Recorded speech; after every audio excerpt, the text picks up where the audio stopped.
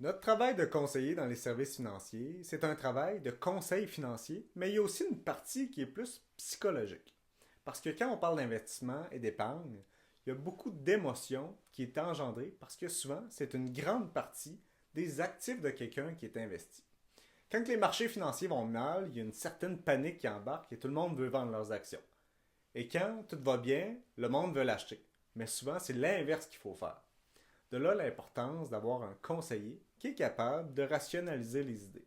Souvent, il vaut mieux rester investi que de sortir l'argent parce que là, à ce moment-là, ça devient une perte qui est réelle.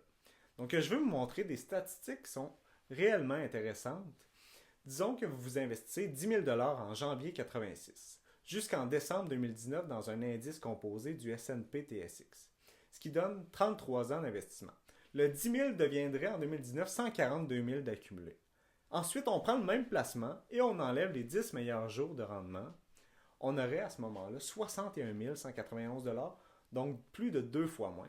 En manquant les 15 meilleures journées, on serait à 44 000 et sans les 60 meilleures journées, sur plus de 12 000 jours de marché, le montant que vous auriez serait seulement 5 000 Donc la morale de l'histoire, c'est de rester investi même si les marchés baissent. C'est souvent dans les pires journées que se préparent les meilleures hausses.